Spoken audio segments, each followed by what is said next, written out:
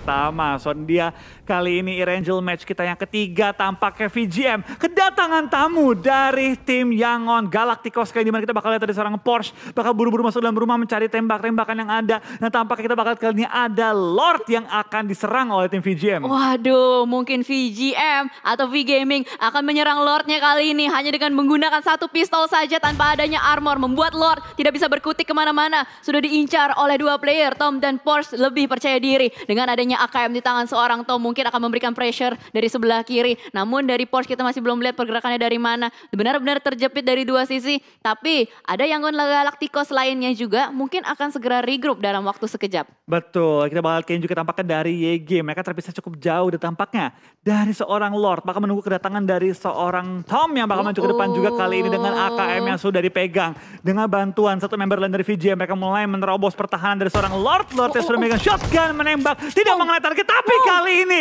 menemukan seorang Tom, menyisakan satu lawan lagi. Akankah bala bantuan datang untuk seorang Lord? Atau akankah Lord ditumbangkan kali ini oleh VGM?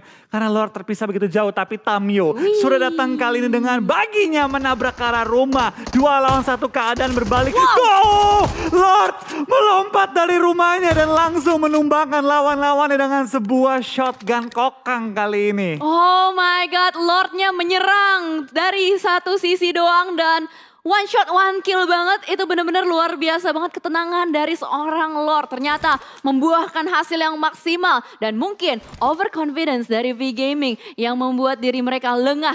Dan bahkan di sisi lain ternyata Novorepnoye menjadi saksi pertemuan antara BN dan juga NFT kali ini. Ini bakal jadi PR yang berat karena terlihat ya dari arah zona kan ke kiri. Yang berarti dari tim NFT, dari tim BN United punya jarak 2 km menuju ke arah zona. Ya, ini kayaknya do or die banget deh dari kedua tim ini. Kalau misalkan mereka mau pergi pun bisa banget ditembakin dari sisi belakang. Tapi kita akan lihat seperti apa decision making dari setiap tim. Karena sementara waktu semuanya saling sadar, saling menyadari, saling aware juga terhadap keberadaan masing-masing player. Dan kalau kita lihat setup dari NFT masih juga berjauhan, demikian dengan BN United. Namun dari Sunos, kalau kita lihat dari helmnya, armornya belum mumpuni banget, begitu minimalis.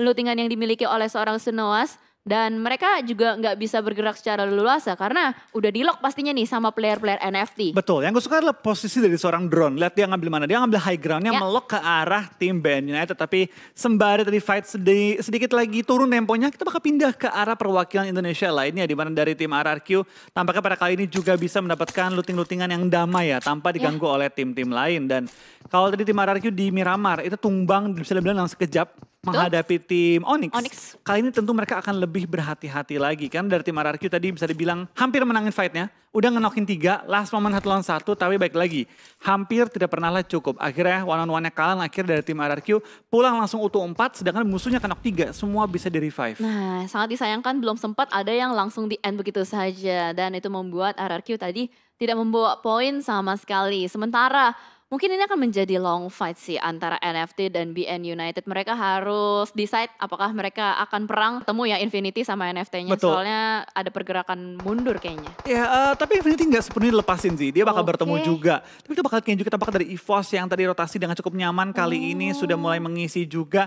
area-area di luar quarry. Sedangkan BN United dia kalau kita pantau dia nggak punya healing, nggak punya boosting. Tapi ini dia yang gue takutin dari tadi. Swavel langsung terobos ke bagian bawah. Tapi Infinity sudah siap dengan gerakan-gerakan seorang Swavel. Flippy dipantau juga kali ini dari seorang Gotuni sudah membuka tembakan juga. Memberikan info kepada NFT bahwa ada orang di arah mercusuarnya. Oh my god, Flippy terkena damage peluru dari arah yang lain juga. Dan bahkan Mela sudah siap dengan kokangan granatnya. Dia tahu dia dapat informasi dari kawannya. Kalau misalkan ada satu player di belakang sana dan Ramones pun ter-takedown. Dan dari Mela terus-menerus menghancurkan ban dari mobil Dacia yang mereka miliki. NFT kali ini rotasinya dipotong dan ditahan oleh Infinity. Betul. Kita bakal dari Infinity tampaknya cukup niat untuk memotongi pergerakan dari NFT Swavel dengan info bahwa orang sudah mengunci dia, tampaknya pengen coba kabur tapi dari baginya tampaknya kepleset. Tapi Swavel mengalahkan one on one situation dengan Nuzi dan sekarang keadaannya 4 lawan 3 tapi Swavel juga knocked out kali ini.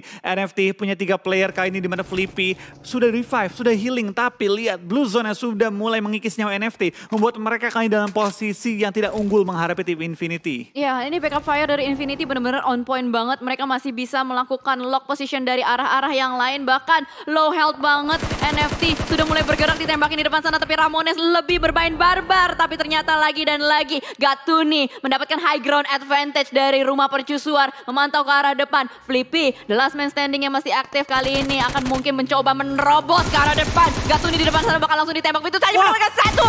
Nice banget. And langsung. Nah itu dia. Mantap sekali. Mendapatkan 2 elimination. Tapi drone Lari, sepertinya Flippy. masih survive. Flippy masih bisa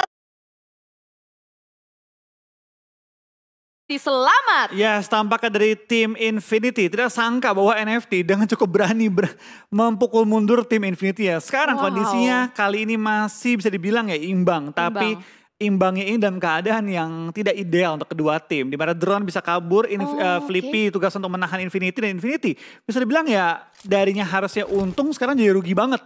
Kehilangan 2 player mereka, apalagi yang kehilangan itu juga seorang Nusi bintangnya mereka. Benar. Tapi ini nice movement banget menurut gue dari NFT. At least mereka bisa mengkikis balik player-player dari Infinity. Nyawa dibayar nyawa, kepala dibayar kepala. Tapi ternyata Logan juga nggak mau ngelepasin player NFT tersebut. Flippy yang mungkin berusaha untuk turun gunung aja mencari informasi apakah Logan sudah pergi atau belum.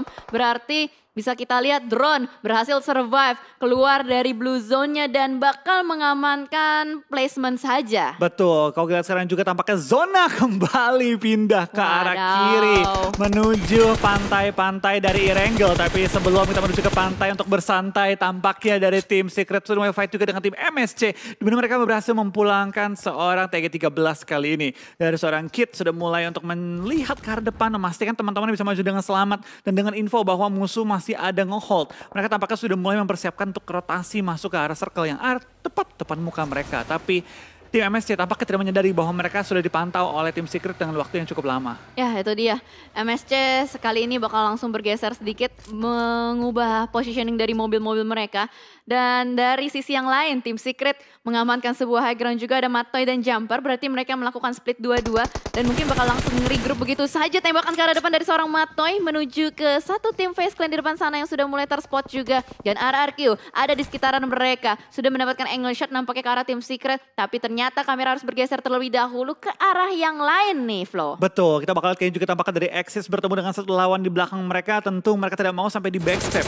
Sisi belakang dari zona perlu dijaga dan tampaknya Onyx lah musuh yang terpantau di minimap kita tadi. Onyx Sembai bakal coba nembak ke arah seorang Heinup yang langsung melempar 2 asap untuk menutupi vision dari lawannya. Tapi tampaknya kita bakal lihat dari seorang Sky Only bakal coba nembakin ke arah Heinup. Lemparnya utility, belum menemukan targetnya. Heinup gak bisa kemana-mana karena terpisah juga dari 3 member lainnya. Yes, dan lemparan granat itu dia masih belum connect juga. Heinup masih bisa menghindari tembakan dari Sky Only. Tapi Heinup menggocek terus-menerus juga pergerakannya. Masih ada beberapa asap yang bisa dimanfaatkan juga. Sky Only masih bisa take cover. Dan itu dia tembakan terakhir dari Sky Only. Belum cukup menumbangkan Heinup. Dan terakhir masih belum connect juga karena adanya halangan. Tanah-tanah di depan sana masih belum bisa juga. Masih berada di bagian lower ground. Heinup bermain dengan sabar, dengan santai. Belum mau healing dulu dan masih belum bisa. Dan akhirnya Sembai dari sisi yang lain mendapatkan seorang Heinup. Gue jadi Heinup ya, cuma satu kata yang bisa gue teriak. Tolong, tolong. Dari belakang tembak, dari kanan tembak, gerak nggak bisa, smoke abis. Itu benar-benar dari tim Axis ya. Kayaknya udah nggak bisa tampaknya juga semuanya terpantau. Tapi depan mereka ada tim YG. Kita tampaknya nggak tahu bahwa YG ada dalam area rumah. Voldemort tampaknya terus mendekat, ditembaki. Voldemort dalam kondisi yang cukup low dan akan menabrak ke arah tim Axis yang kali ini sudah mengontrol area rumah. Tapi Voldemort dan kawan-kawan masuk ke area pertempuran. Langsung ditumbangkan 2 player mereka. Voldemort dalam posisi yang nggak bisa diselamatkan karena terlalu dekat dengan area Onyx kali ini. Mort tertangkap juga oleh Kacang Susu, tapi masih ada Nerpeko dan juga Asa yang menjaga areanya. Tapi lihat dari Onyx mengambil keuntungan terbesar dengan terus menembak ke arah lawan-lawannya. Ya, dan lagi-lagi Lord menyerang seorang player dari Onyx dari sisi yang lain. Tim YG benar-benar menjadi third party juga kali ini. Mungkin fourth party tapi Kacang Susu diratakan oleh seorang Asa. Well played banget. Dan RRQ berhasil mengamankan bibir zonanya dengan jumlah 3 player yang mungkin Voldemort masih bisa diselamatkan. Betul, tapi Voldemort benar-benar dalam posisi yang sangat sulit untuk bergerak kali ini. Terus dikunci oleh seorang Sky Only dan mungkin di bait kali ini ya. Dalam upaya dari Marky mungkin nyelamatin Voldemort, kalau sampai knock bakal di rush oleh tim Onyx. Tapi Zona kembali mental kali ini menuju ke arah open field dan tim-tim yang ada di kanan cukup banyak menumpuk kali ini. Gede dong, masih bisa, enak banget itu. Luas banget area dari GD. Apakah nanti GD bisa mendapatkan late game-nya? Kita akan lihat nanti. Sementara RRQ yang sudah dikunci terus-menerus pergerakannya. Voldemort masih berusaha merangkak menuju kawan-kawannya di belakang sana minta pertolongan. Masih ada 20 detik yang bisa dimanfaatkan dan dimaksimalkan untuk bisa merevive. Namun di sisi lain Face Clan pun rontok satu persatu dan rata. Face Clan dipulangkan oleh Vampire. Betul, tampaknya cukup banyak tim yang mulai berjatuhan kali ini. Waktu untuk rotasi pun tinggal menyisakan Spurtik dan YG. Dengan posisi yang begitu aman, tampaknya langsung meninggalkan area pertempuran yang tadi sempat cukup banyak tim tumbang. Sebenarnya kita bakal lihatkannya juga dari antara tim For Rivals. Mereka bakal bertemu dengan tim VPE yang sudah mengisi area lower ground tepat depan mereka. Tapi dari tim-tim sekitar area mereka belum menembak nih ke area VPE, padahal cukup terbuka harusnya. Yes, dan bahkan fight ini terjadi di luar play zone-nya. Benar-benar do or die situation dan Apple pun tertangkap oleh granat dari seorang Swift. Ini akan menjadi indikator untuk Vampire melakukan rush. Dan ini dia saatnya Stone terus-menerus memberikan utilities ke arah depan. Ditimpuk terus-menerus membuat